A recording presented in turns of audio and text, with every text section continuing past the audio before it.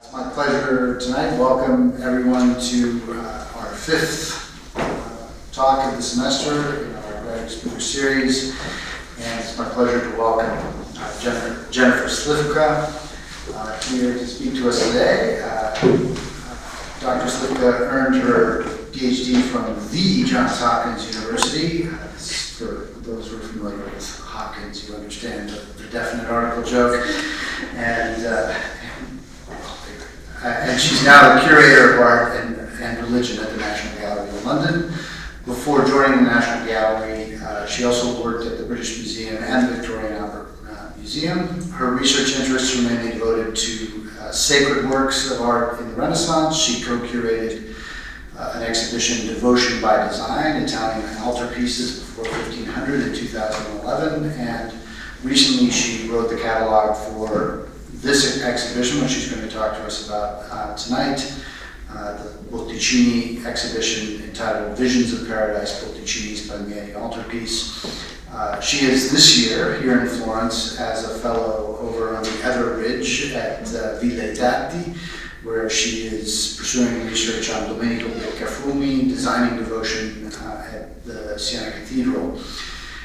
And there is a probably for NYU less than happy connection there, which is to say that she successfully disauthenticated two supposed Beccafumis here in the Acton collection, and they're located in the hallway outside between the Rotonda and the Sala Rossa.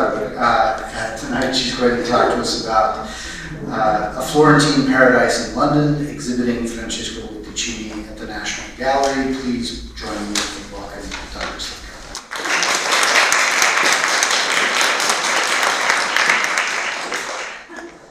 That's very nice. I didn't expect that full introduction. What I'm hoping is actually, just as an aside, is to write an article that will include those Beccafumi, and then hopefully I can come back and give you some convincing arguments to that effect. But this is my other lead artist, Francesco Botticini.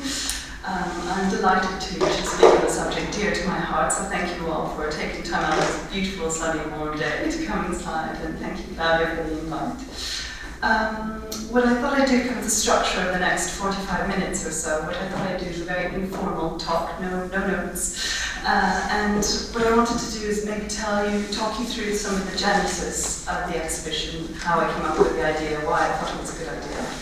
And I'll take you through the major themes of the exhibition, tell you some of the discoveries I made, some kind of question marks that still hover over some of the works. And then at the very end, I've set up a very short film. It's about 5 minutes long, and this is a collaboration that I did, an associated research project with the exhibition. It was a film that was shown in the exhibition near the Little Cinema, for those of you who know London. First digital reconstruction of the church of San Pier Maggiore, which was the church that this painting originally hung in, and another very famous altarpiece in the National Gallery, a 14th century altarpiece by Curator originally hung in. So part of my kind of investigative process was really to put these altarpieces back in context. And the context is a spiritual context, it's a political context, but it's also a physical, architectural context as well. So that was my first foray in. I hope some of you have been to London and been to the National Gallery. You might recognize this picture, you may not. I worked in the gallery for many, many years, walked by it many times before actually truly appreciating it. And that's because since the early 90s, it has hung at the top of this staircase in the Sainsbury wing, which is the newer wing of the gallery, let's say. And where, as you can see from the slide, I'm looking at I'll look at my screen and you look there. As you can see, it forms a really kind of dramatic vista picture. It draws you up that staircase. But you'll see that even when you get to the landing of the staircase, the painting itself hangs 5 meters above floor level. And I think you get a sense of that from that photograph. And that's because it's above a bank of lifts, elevators. So it's a kind of witty curatorial play, if you will, on ideas of ascending, assuming up, because of course the painting itself is an assumption. But as you can see from that photograph, you can't see a thing. And in my opinion, also the interior composition, organization of the picture doesn't make sense at that height. So I was very keen to bring it down to earth, as it were. I had the opportunity, when I was organizing my last exhibition that was just mentioned, to actually climb the scaffold and look at this picture up close. And I have to admit, it was only then that I realized that the quality of the picture, I admit that from the photographs, I just absolutely was not terribly convinced. And I was especially, let's see if this pointer works. I was especially delighted by the landscape in the lower section. This area, I'll show you details in a moment, and all of the gorgeous details at the very upper part. And I should just mention to you, if you don't know this painting, this measures almost 3 meters high by 4 meters wide. It weighs about half a ton. It's the heaviest picture in the gallery. It's not easily moved. So it has this real monumentality to it, especially when you bring it close to you. And I was struck in particular by how precise the landscape was behind this figure of the kneeling donor. This is Matteo Palmieri, who commissioned the work. Well, I was going to point out the monuments, but I don't think I need to. The only one that I will, as you move across from the baptistry, Duomo, Signoria, there's a little pointy spire emerging, rather wittily, I think, from behind the nose of Matteo. And that is the spire of the former church of San Pier Maggiore. So it's a little reminder there. And as I said, the upper portions, the upper right of the panel, has these exquisite, really, really sweet angels, seraphim and cherubim, and with angels, rather with saints intermingled. And I was really struck by how differentiated and beautifully painted. In my opinion, this is part of the most beautifully painted part of the picture. And interestingly, this is 3 meters up. I mean, unless you were in the church climbing on the altar itself, you wouldn't get that close. So really that attention to detail in parts that, would be quite dark and not very well seen. I was really struck by that. Good, diligent art historian, I went back and read what all the art historians before me had said about this painting. And it's a very long list, and many of the most important art historians ever have weighed in on this painting, certainly since the late 19th century onwards. People like Bernard Berenson, who of course lived at Villareati. Acton also writes about this. If you read his Villas of Tuscany, he writes about this painting. People like Bode and Schwarzkopf, right up until more recent art historians as well. So I thought, gosh, there's been a lot of debate and discussion about this painting, and every single aspect of this painting has been debated in the scholarship. Who painted it, when, where was it for, what does it actually represent, what its relationship of the iconography, once you decide what you think it actually portrays, what is the relationship to this man, and why very early on, already in the late 15th, early 16th century, was this man and this painting accused of heresy. So for me, this had all of the components of a really great detective story, and I wanted to add my own little part of the problem, and solution actually, if you will, if you think about it, is that Giorgio Vasari, very early on, 1550, writes about this painting. He goes into the church of San Pier Maggiore, so we know it was hanging there then, and he goes into the chapel and he describes it beautifully, and he's blown away by it. And he describes it in detail, so we know it's this picture. And he said, gosh, if you go into San Pier Maggiore, go to the Palmieri chapel, you will see a masterpiece by Sandro Botticelli. So for 300 odd years, everyone is like, this is the masterpiece of Sandro Botticelli. Vasari is never wrong, as we know. What is interesting also is, even though he gets the artist wrong, and I'll tell you a bit more about that in a moment, he gets a lot of other things right, and he identifies the patron, Matteo Palmieri, kneeling at the left, and his wife, Nicolosa di Serragli, good Florentine name, correctly. And he also tells us, this is Vasari, also tells us that Palmieri provided the disegno, that great Italian word that means both drawing and design, to the artist, let's say, whoever that artist may be. So there's a very personal involvement here. So he says, Palmieri provided the design in some manner to the artist. So I thought a good way in would actually be to explore a little bit more the life of Palmieri, who he was, what his interests were, and what he would find most important, let's say, in a painting that would eventually come to decorate his funerary chapel. So this is his legacy, if you will. The starting point, everyone conflicting with everyone else. And so what I thought to do is first take that thing down, take its ugly gold frame off, think about it up close and personal. And then I talked to technical specialists about the weight and scale of this thing. As I said, it's a thick piece of wood and very heavy. And they, I think quite rightly, said this painting must have been installed on a kind of ledge or shelf in the church, and which would support it, would be pinned at the back. And then it probably had a kind of stone surround that would be kind of slid in front of it, so it would form a kind of frame. But if you can kind of, you can see in the design of the exhibition itself, I tried to suggest that, but try and put yourself in that physical space. That painting in this funny long horizontal format, very unusual format, becomes less of a painting and more of a kind of window to that panoramic, that's like punching through the wall, as it were, and having that panoramic landscape beyond, certainly at the lower level. At the upper level, you've got this three-dimensional cupola, which suddenly you can read at this level. It kind of flattens out into a UFO shape when it's really, really high up. So it becomes a sort of virtual or sacred architecture. So it's sort of creating its own three-dimensional space in a flat space. So things start making sense when you put them back into context and get rid of ugly frames. Something maybe I'll just mention on design as we've got this slide up.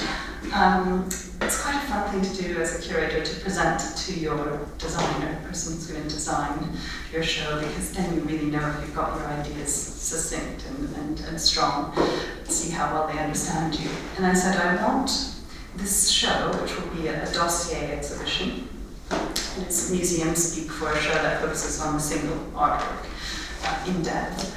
If you imagine it kind of like a wheel, and that you have the Botticini at the center, and the spokes of the wheel are all the different themes I'm about to explore, that anywhere in the exhibition a visitor can kind of swivel, look at a painting, read a label, and then refer back to that painting. So this is what the designer came up with, which I was quite pleased about. So the major themes of the show, I thought there are four main protagonists that I really wanted to draw out of this massive and very complicated painting, as you'll see. The first protagonist is the city of Florence itself, that first moment where I kind of fell for the painting, if you will. The second protagonist is the spire above the nose, that's the church of San Pier Maggiore. The third is, of course, Matteo Palmieri himself, there kneeling in the foreground. And the final protagonist is Francesco Botticini, who is this artist who is not, emphatically not Botticelli, but a lot like him. And how is he so confused and lost for so many centuries? And how did art historians eventually kind of pull him back? How do we recognize him today? What do we know about him today? So that's how you make your way through the show, and this is the sort of virtual tour that I'll give you now. So as you walk in, this is as good as we could get the color, by the way. It's not quite so lurid in person. As you walk in, you will see the painting on your right-hand side, which is a view of Florence. It's not, admittedly, the most beautiful, aesthetically beautiful picture, but it's a picture that a lot of art historians and cartographers and various people are slightly obsessed with, I'd say. And that's because it is one of the earliest painted independent city views, or what you might want to call a city portrait. And just as a kind of reminder here, you probably know this, but for my public, I wanted them to realize that this is a period, certainly in the 15th century, landscape painting doesn't exist as a genre, cartography certainly not as we know it today. The mixing of cartography, map making, and landscape painting is all very blurry. You know, we're still at the very beginnings of that type of approach. And you'll notice this painting's around 1500. It has a nice little detail of San Pier Maggiore there. It, of course, derives quite closely, probably from the workshop of this, probably the most famous 15th century representation of Florence known as the chain map. And these are things coming out of this workshop of Rosselli from probably the 1480s onwards. If you'll notice, that's already 5, 10, 15, 20 years later than the Botticini. Botticini started painting, our assumption, around 1475. So what I wanted people to realize there is how early that painting is in this early history of city portraits, how kind of avant-garde it really was. I couldn't resist showing you a detail of this. This is the far left-hand side of the painting. Here we are in Fiesole. Of course, you will immediately recognize the Badia Fiesolana. You may not recognize, immediately at least, the two buildings slightly lower down on the hills, the slopes of Fiesole. These, both of which still survive. As you see, the house, which I managed to get into, what house? Bidone, that I managed to get into, is absolutely stunning. Both survive in very altered states. But there's a very long tradition of association with that villa, the Palmieri villa, which Palmieri bought. It was already established in the 14th century. He didn't build it. Has a long association with this villa that is described in Boccaccio's Decameron. So I put a little quote there, which of course he describes the gardens and the fountains as a kind of paradiso. And in fact, Acton writes about this in the Villas book. I was only able to trace that association back to around 1900, but I like to think that Palmieri himself knew it. He was a huge Boccaccio fan.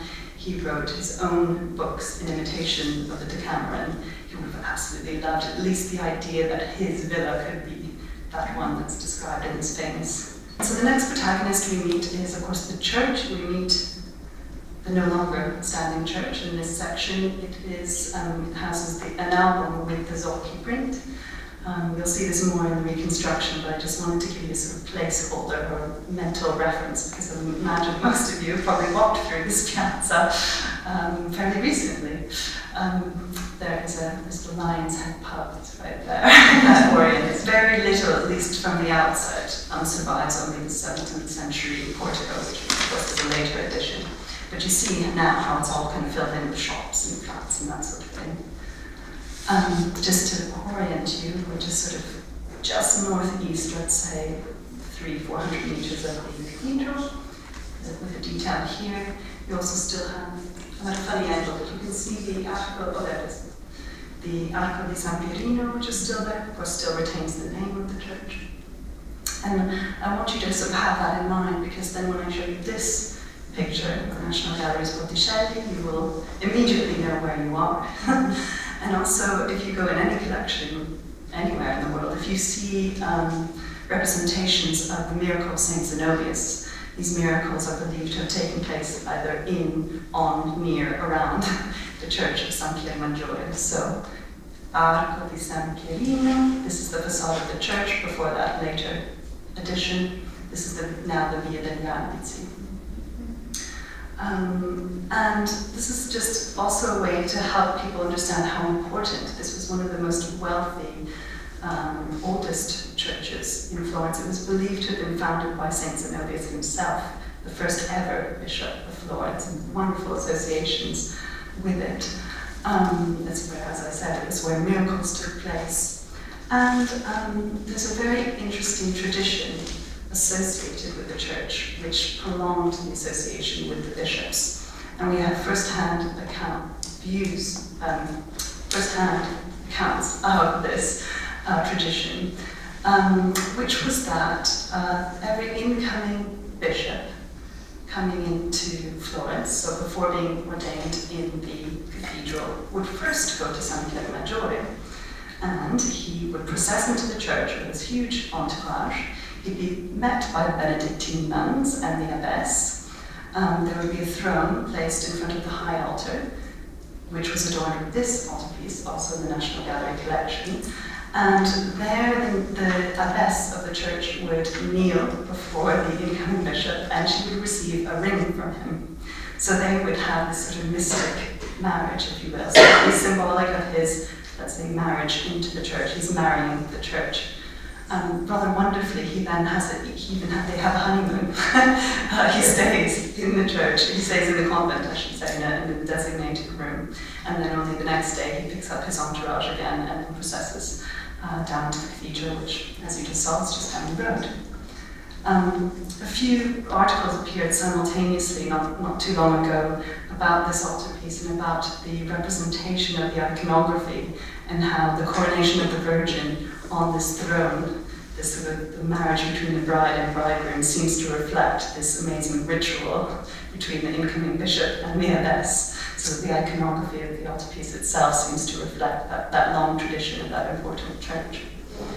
Rather wonderfully detailed.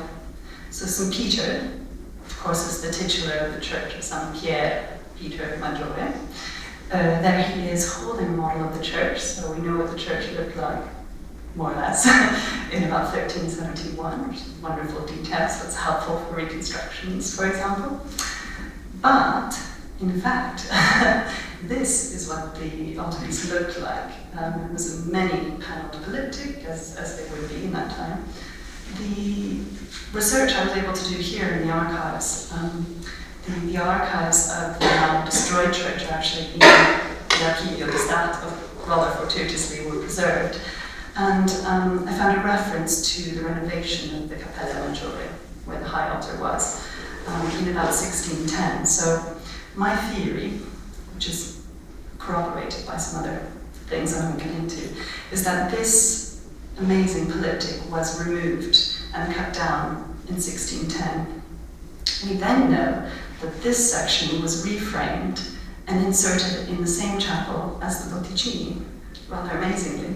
And then in an old guidebook, I found reference to the remaining panels reframed and remaining in the Cappella Maggiore. So all of these things that we didn't know before. So the relationship between this altarpiece and the Botticini goes way back. They were even in the same, they were in the same church, and then they were actually in the same chapel. And for 400 odd years, this painting has never been reconstructed like this. So it's a kind of nice moment, and actually I have to say, once we finally, it was a very complicated hang, once I saw this up, I thought, oh gosh, it's going to steal the show. It's just amazing. Unfortunately, if you go to London now, you will see this reframed in its 19th century frame. And all of these hang on the wall opposite, because the Sainsbury Wing cannot accommodate it in its entirety. So that was its moment. It's over now. But who knows?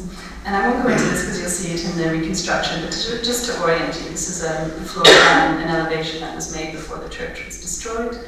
And here we are in the transept app, so the entrance is over here. This is the portico we see today. The high altar. This is the transept chapel. That's where the Botticini was. And ultimately the Jacopo di Cioni later comes there. So you can keep that in mind. Back to the painting. So we've met Florence, we've met the church, now we can meet the man himself. I really thought I had to get into his biography and who he was and what he was interested in because of this comment made by Vasari that he provided the design to the artist. And this is, again, has been substantiated by the finding of documents in the early 90s. So we know that this is actually true. And I also wanted to tease out parts of why this painting was deemed heretical, and is that accurate? Because nothing to my mind of this painting looks heretical. So I went into the biography. I dug quite deep into the biography of Palmieri, whom you meet actually rather wonderfully in this amazing bust, which is now back in the Bargello. You can go visit him. He has this wonderful smiling expression and wonderful kind of crinkly eyes that look really, I don't know, signs of intelligence to my mind. This is a beautiful sculpture that unfortunately was outside, was installed above a doorway, probably either to his home or to his apothecary shop. It was very damaged and worn over the years, but it's still all there. He really captures it. So as I mentioned, this was installed possibly above the door to his apothecary shop. So in reading about his biography, I found that, this is my little apothecary shop here, I found that Palmieri followed in his father, grandfather and uncle's footsteps He trained as an apothecary here. He actually took over his father's apothecary shop very young. His father died when he was about 22, 24. He takes over the business, and if you look at his account books, he was a business genius. He turned over, the apothecary shop was making twice as much within a matter of years. It's extraordinary, I mean, I don't know. He learned the trade well. And I started reading up on apothecary shops and what happened in these places in the Renaissance. And they were really interesting social spaces. They were where people from all different echelons of society could meet and mingle. They were very social. They, if you were entering a city and you wanted all the gossip of that city, that's your first point of call. So you're going to know who's in, who's out. It was a place for gambling. I was surprised to learn informal money loans, simply that gambling doesn't go terribly well.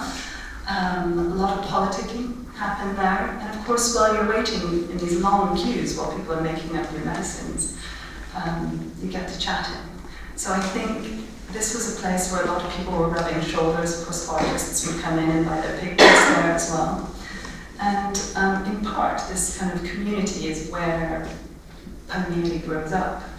And he very early on, these are apothecary jars of which you have many here, so I won't go into them. But I think very early on, in his early 20s, he starts mingling with the upper echelons of Florentine society, with the Medici in particular. He becomes good friends with Piero de' Medici, Cosimo's son. And he really gets drawn into these kind of heady intellectual circles, where they're reading all the works of the ancient authors. And he's particularly interested in ancient authors like Cicero and Plutarch, who write about how to govern the city, good forms of republican government.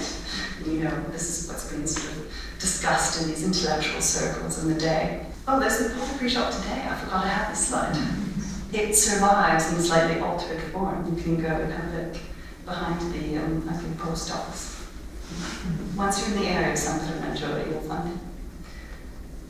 So this is him no longer as solely an apothecary, but mingling with these very heady, powerful people in Florence, reading these intellectual texts. And he starts he has a go himself, and he becomes he writes in a great number of texts. As I said, he becomes friends with Piero de' Medici, and some of the surviving letters, his most singular friend.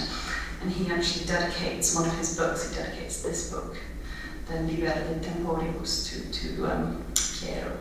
And rather ambitious for early writing, where he decides he's going to write the history of the world, from creation to present day. It's extraordinary.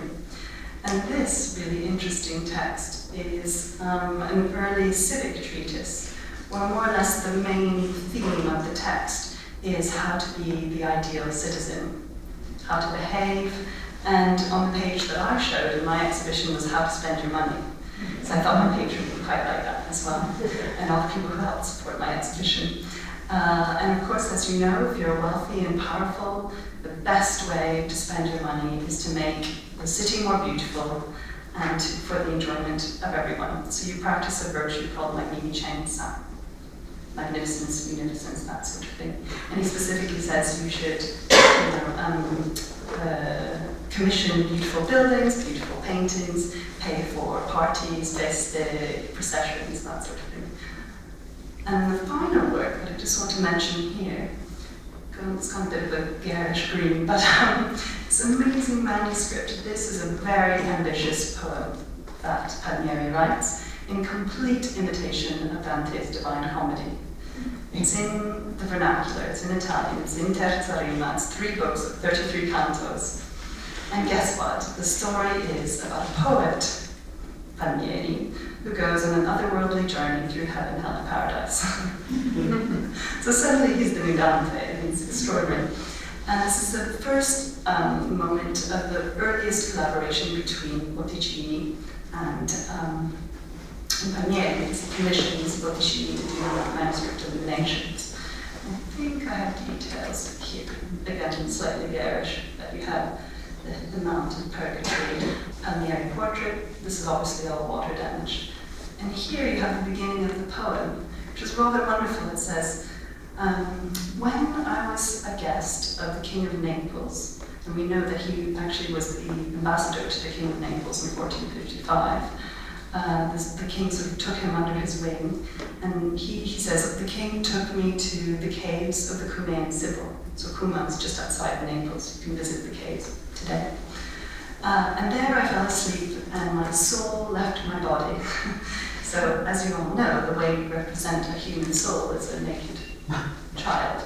So he said, my soul left my body and went down into the caves, and I met the Cumaean Sibyl, and I begged her to tell me the mysteries of the universe and the origins of the human soul. And she is his guide and through heaven, hell, and purgatory. And so this is the beginning of his poem. And so reading more into the biography, I learned that he did indeed go down to Naples. He was very chummy with the King of Naples. He achieved all of the requests that the Florentine government had sent him to achieve.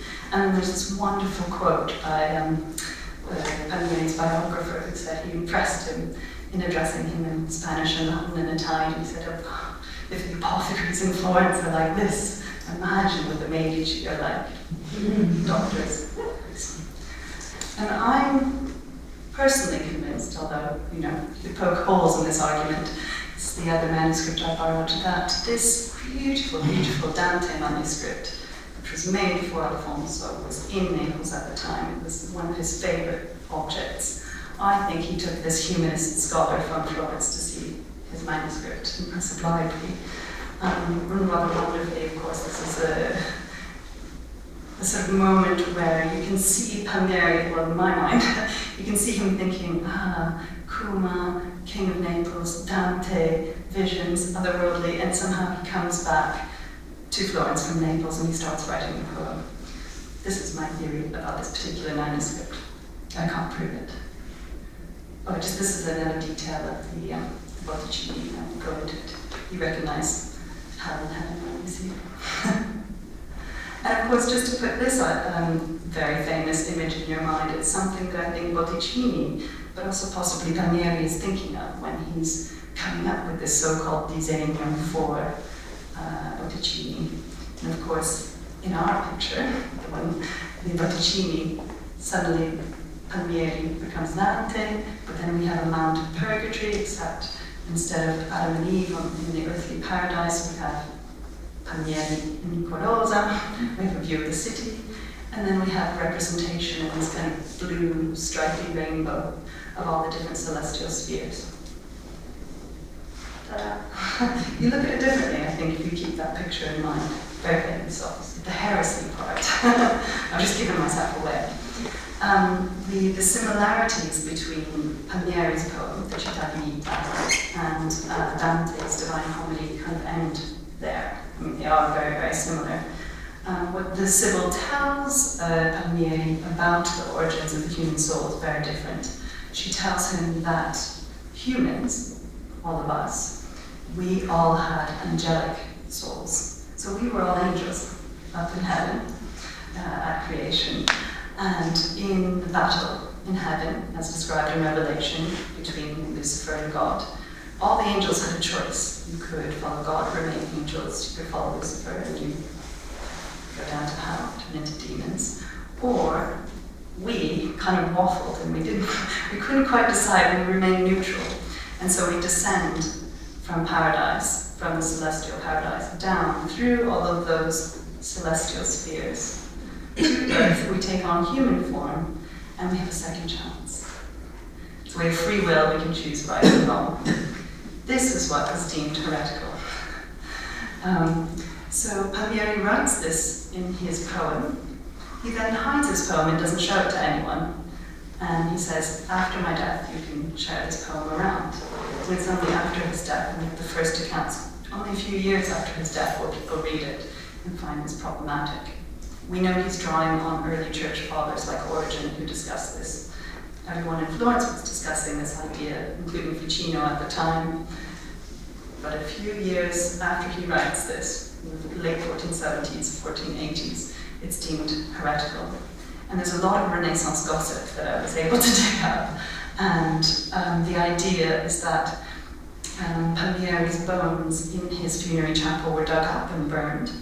One account says that all the manuscript copies of the poem were burned. Well, we have 5 just in the city alone, so not true.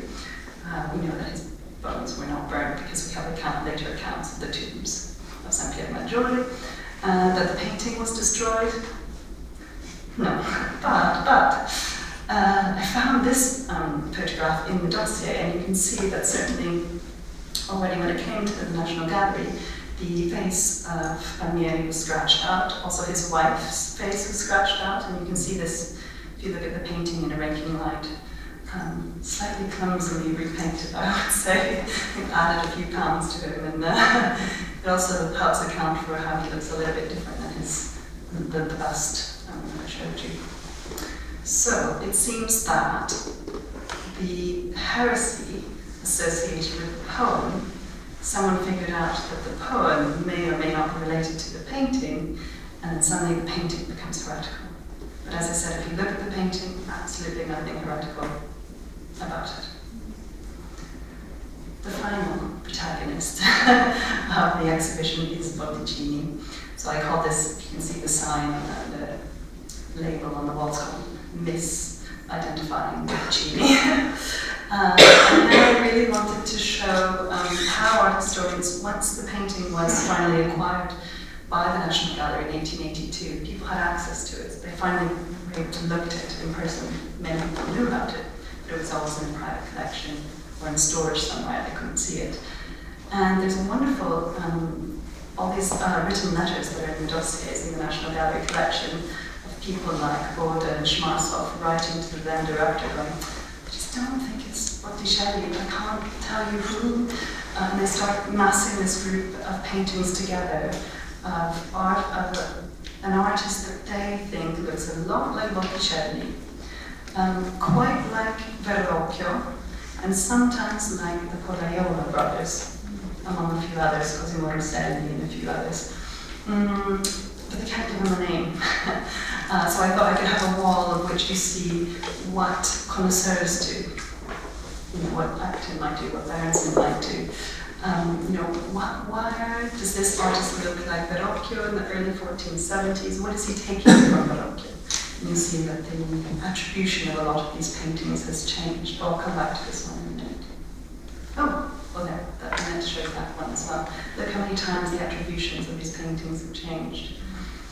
So he's working in this moment in which all of these artists are, of course, training in one workshop, moving to another, looking over their shoulder at the other one, maybe sharing workshop space, working for the same clients. Of course, they're going to look somewhat alike. And you see in the early phases of Botticini, this beautiful Uffizi picture, which has just been cleaned. You see moments in which he looks like, I don't know if you know the Palaiolo brothers, I'll show you an example. This meandering Arno River landscape is a motif that you see throughout their work. It's to draw your eye back into that distance. Very Palaiolo figure there. But then this archangel looks a bit more like Botticelli and maybe some Lippi. He's still kind of choosing his style, if you will. We know that he joined the confraternity of the Archangel Raphael, and so he probably painted this for their chapel, their altar in Santo Spirito, and maybe this for another confraternity member, although quite stiff and not as accomplished, I'd say. I included a Botticelli from exactly the same period, and if one could go back to the angels in the National Gallery, Botticini Altarpiece, you see how similar they are, just to show people who don't know what Botticelli looks like, how Botticelli-like Botticini is. What finally happens, just to give you the short version of discovering who this Botticini is that they group together this object of works, as I said, and then someone finally finds one altarpiece that he believes belongs to this group, which is signed and dated, and we have a document of that. And so we know that that artist was called Francesco di Giovanni. It's a traditional name, doesn't really say very much. And then it was only several years, decades later, where someone else found a reference to an artist who was Raffaello di Francesco di Giovanni Botticini.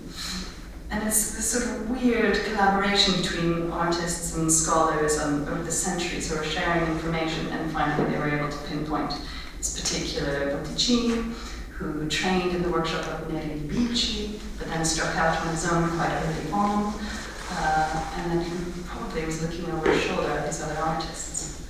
And just to give you an example of what Pollaiolo riverscapes look like, I couldn't resist showing you this detail, which even if you go to London now, you can't really see this amazing detail with the blow up of a tiny, tiny, tiny city of Florence in the background.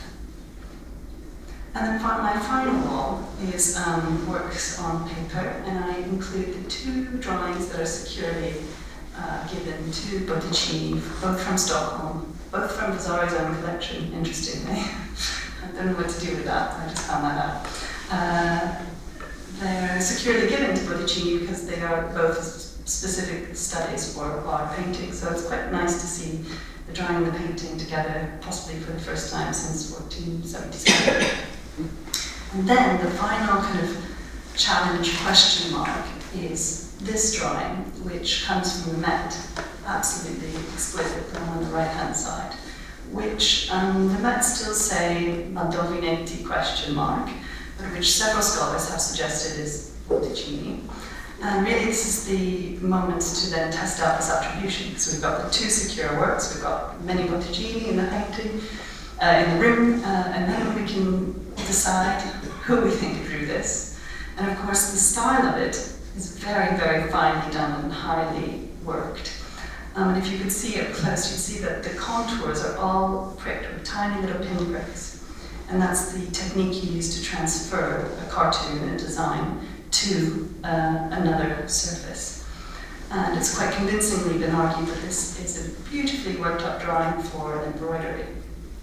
And so, of course, I go back to read everything I can about Palmieri and Botticini, and I find that Palmieri, at his death, left, this is apparently quite common, you might know it, but he left clothes to the church of San Pier Maggiore, to the nuns. And he says in his will, please take, they're probably very wealthy, beautiful clothes, take my clothes and refashion them into altar furnishings, if you can. If not, sell them and use that money for the altar furnishings for my chapel. So I like to think that maybe it's his widow, Nicolosa, or his heirs, or maybe the nuns themselves, who say, we're going to commission these altar furnishings, we're going to commission the embroideries from his favorite artist, Botticini. And unfortunately, it's the best image I can find, but there are quite a few embroideries whose designs are quite convincingly given to Botticini. Unfortunately, this was sold, and I have no idea where it is now, but you get the sense of how that might have appeared, and this would probably be sort of the decoration of an altar frontal. But also you see similar things in the Museo dell'Opera here for copes or kind of priestly vestments as well. So I end the exhibition on a question mark. Who painted it, but how it's intimately connected with Palmieri and his life. And now I show you the reconstruction. Should be this. We had a fun time trying to make this work. I hope it's going to be my voice really loudly as I'm narrating this film as well this morning. So I have a map and I'm lost. Will it be very loud? Okay. Francesco Botticini's Assumption of the Virgin, now in the collection of the National Gallery, and the focus of the current Visions of Paradise exhibition, was painted in the 1470s for the Church of San Pier Maggiore in Florence. The city is very loud, but it's at the bottom of the picture. Visitors to Florence today, however, will not find San Pier Maggiore in any guidebook. While the famous dome of Florence Cathedral still dominates the city, many other historic buildings have been lost or hidden behind later facades. San Pier Maggiore, one of Florence's oldest and most important churches, was demolished in the 18th century and converted into a marketplace.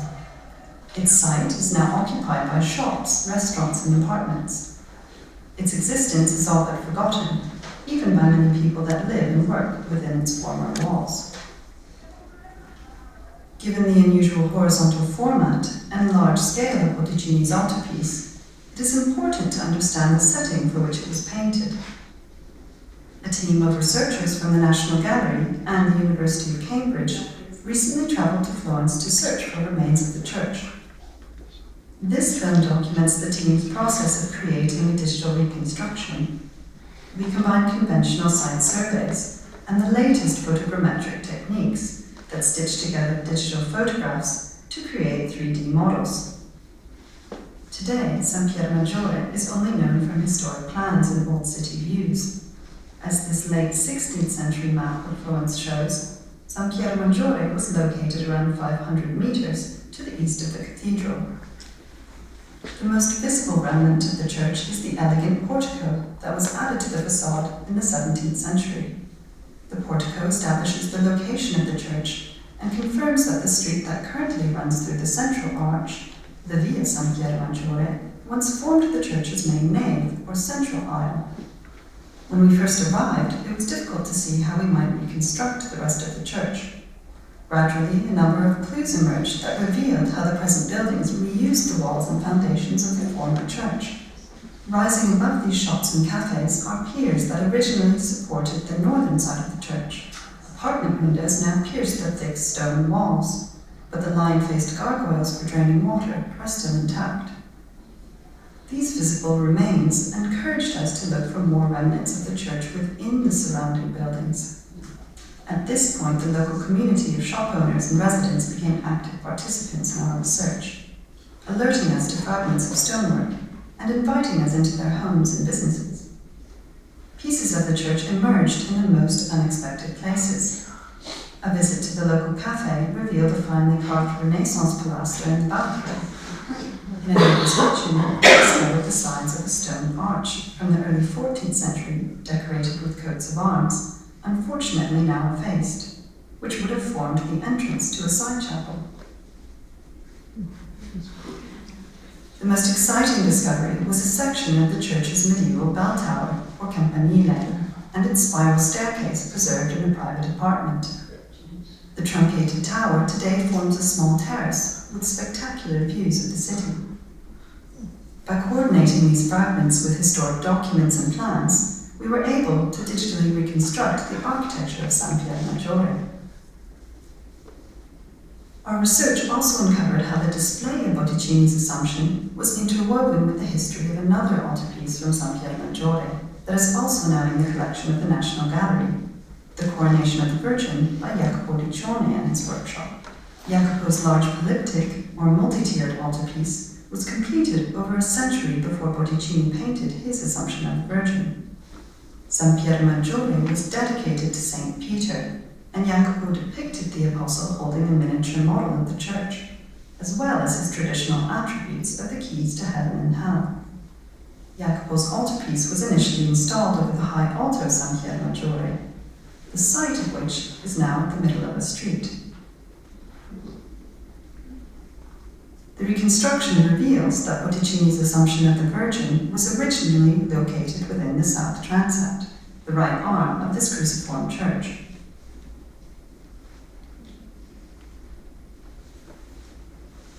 Further fragments of San Pier Maggiore are surely waiting to be found, but what we have discovered provides a much richer understanding of the National Gallery's altarpieces and the sacred architecture they were meant to adorn. We can also appreciate how the urban fabric of Florence still bears the imprint of the long-demolished church, in ways that are not always obvious to either casual visitors or long-time residents. If you know where to look, subtle signs still remain, in local street names or the keys of St. Peter that mark many of the surrounding buildings, reminders of one of Florence's finest churches, lost to the city, but living on through the artworks that graced its altars.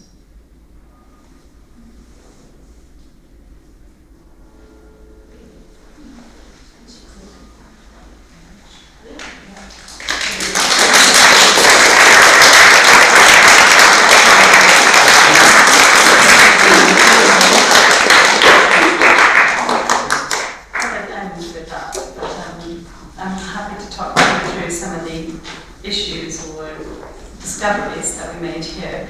I will just say that we found so much more than we were able to show and create in time for the opening of the exhibition. So my dream and aim is that I collaborate with all of the other institutions, collections that own works that belong to the church.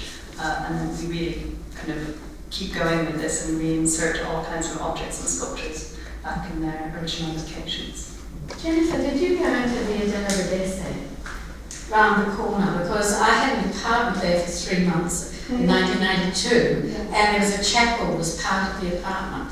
And you know, when you talk about the abbess meeting, you know, any important visitor that came in, and I wonder actually, because it was part of a monastery, and it literally backs up against the wall where the Botticini would have been hanged. So maybe your next visit you need to go and look into those buildings, because they're quite grand, beautiful spaces inside. And at the top of the stairs there's quite a big chapel form. It's a bedroom now. But it would be worth following it up and just seeing if that was the particular abbey, because it really does back onto where the church would be. I had a poke around, yes, thank you. I did have a poke around quite a few of those buildings. It's really hard to convince people to let you into their homes. They look at you like, you want to what? You want to go into my salary? So, yes, I did find parts of the convent, so this whole area. So just to remind you, this is the nave. The Via delle Vedese is essentially the road of the abbesses, is this street. It seems to me that a lot of these buildings have gone through reconstructions, obviously, so even what remains has been added to and changed.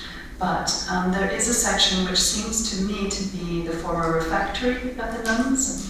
I don't think I've seen the part that you're describing, so maybe we can find who lives there now and whether they're grown. But I would love to reconstruct, really the whole, as much of the complex as we can. That would be extraordinary. We know there was also a hospital associated, a garden.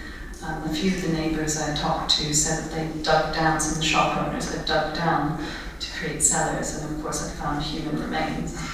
I called the Florentine government and said, close it up, close it up. So the whole area, I'm sure there are things to find. Some more nicer than others, let's say. But I'd love to, absolutely.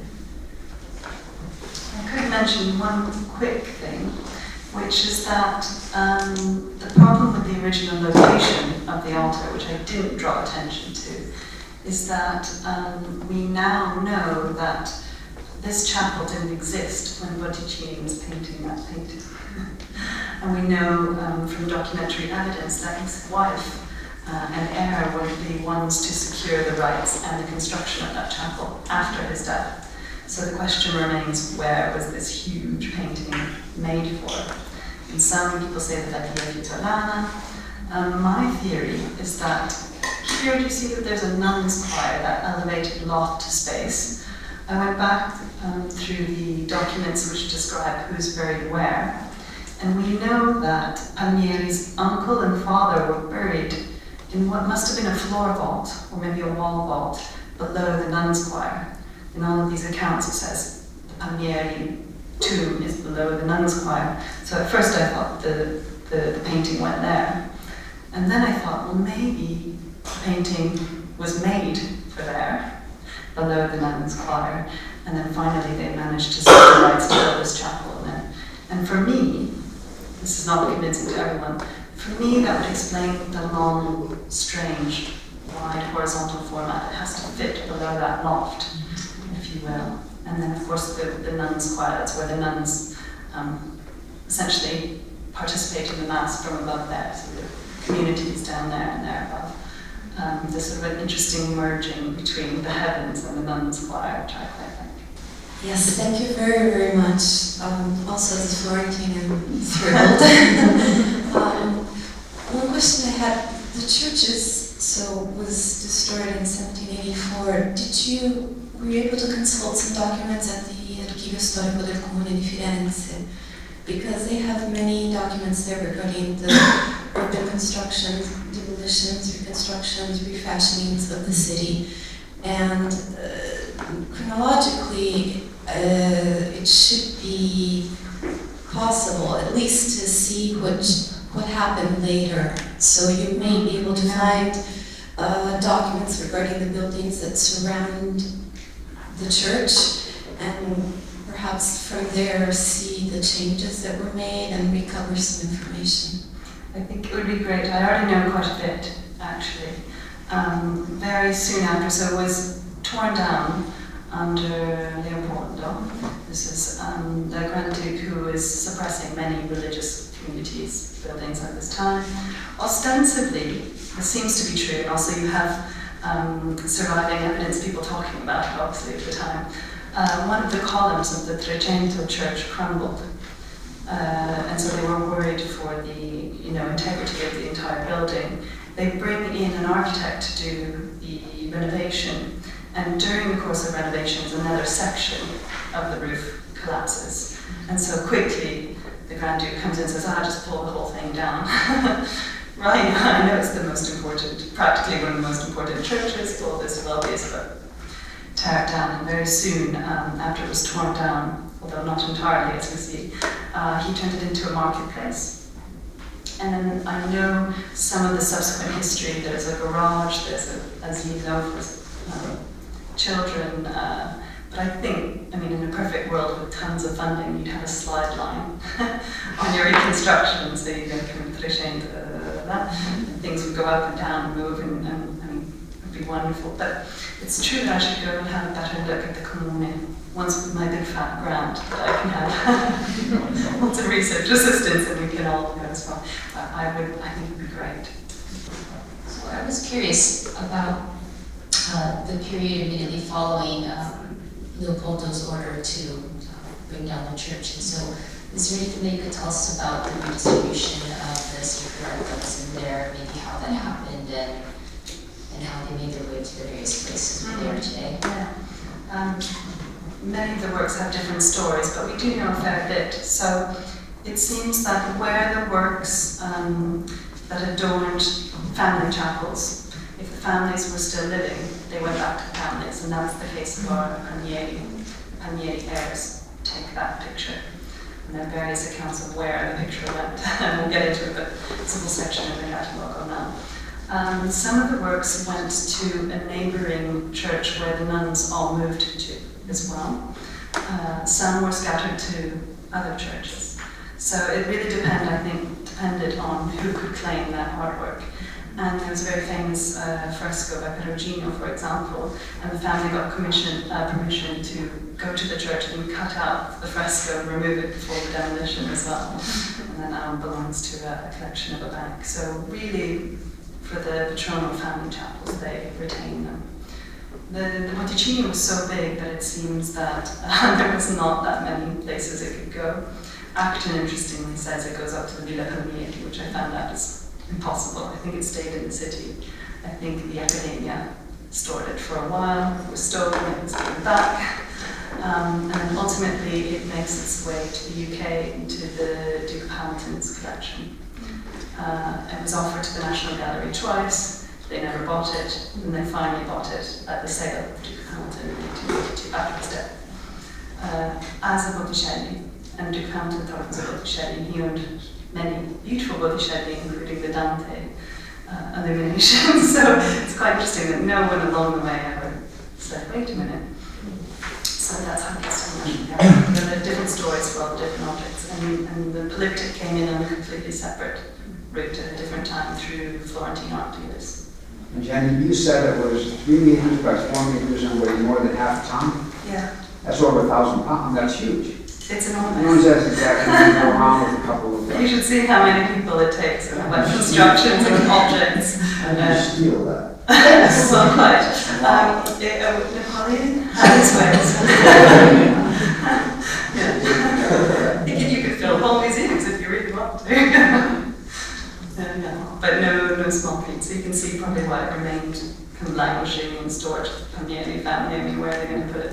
They were kind of downsizing. They sold off their villa in the 17th century. Not easy. Thanks. I had two unrelated questions.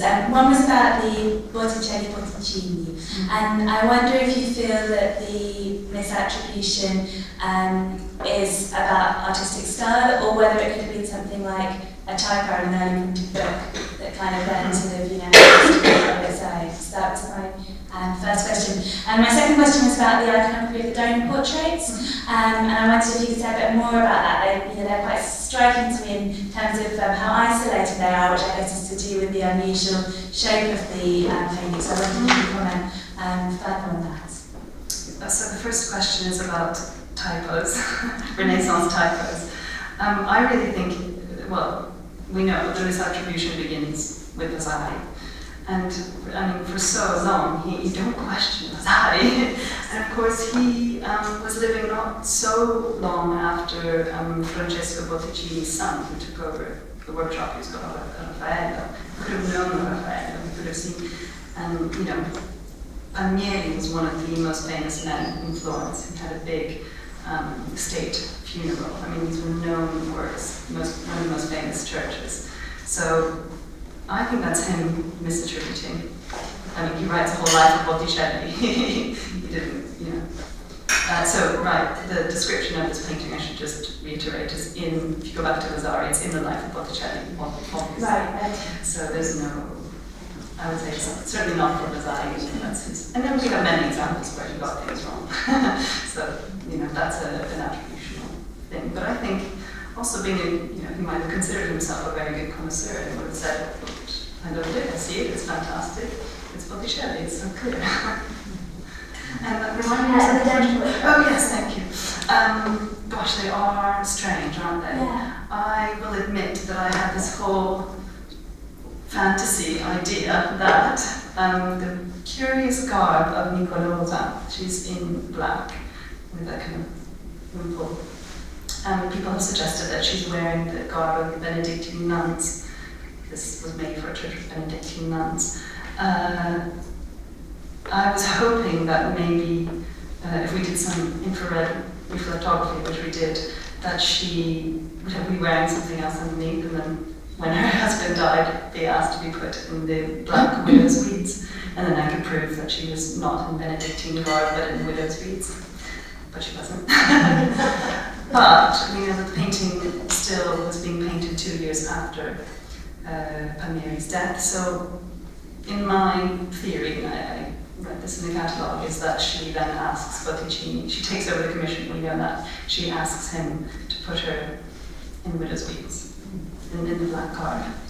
Another reason this could be true is that, and this is something that the scholars who have suggested she's wearing Benedictine garb, they haven't looked at other works by Botticini, and I found 3 other examples where widows are wearing this type of dress that were made for a non-Benedictine or Augustinian context, so why would you wear?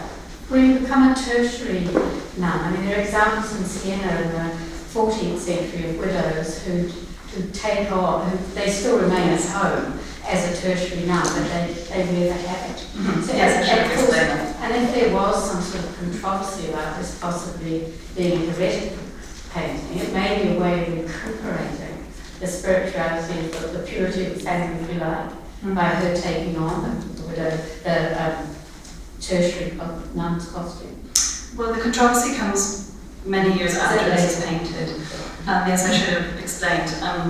Women could take on the habit as a tertiary, or they didn't even need to be. Many wealthy women would be given as a kind of honorary role. They would wear this garb, whether they were widows or not.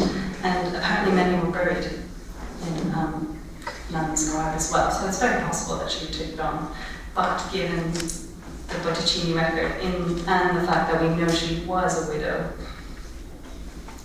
I can't prove it, but that's my personal tiny little footnote addition. But no, thank you for that.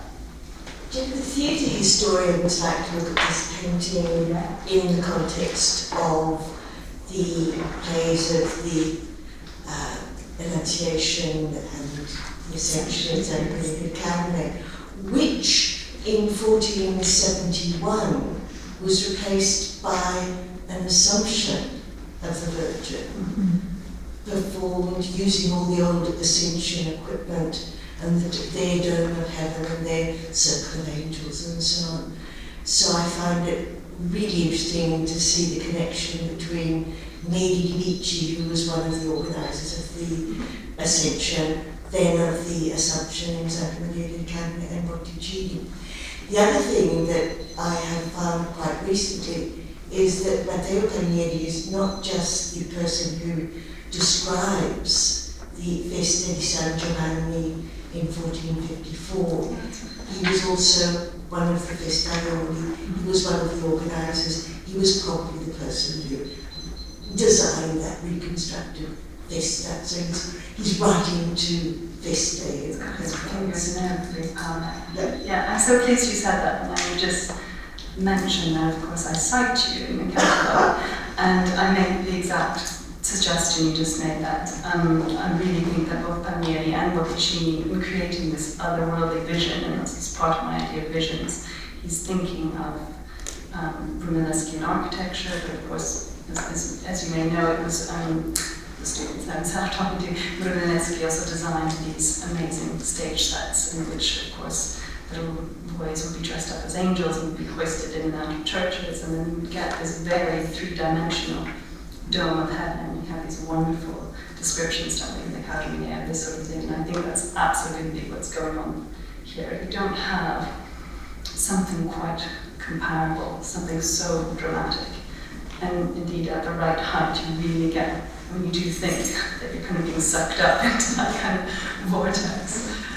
It's quite funny to read some of the reviews of the exhibition where they start talking about that kind of as a kind of UFO. It's you really got pulled up into it, and I'm sure that's what the two of them had in mind, probably more Botticini. But the point about Palmieri designing, I hadn't thought about that. Very nice. I would also draw a footnote. Maybe Vasari did another slip up when he contributed the ingegni in San Pier to Brunelleschi. Importante. I have Whatever another way for that. Nice. Well, he was, yes, let's say Botticini and Palmieri were recalled with these sorts of sacred plays that would take place in that part of the church. Thank you. Thank you so much.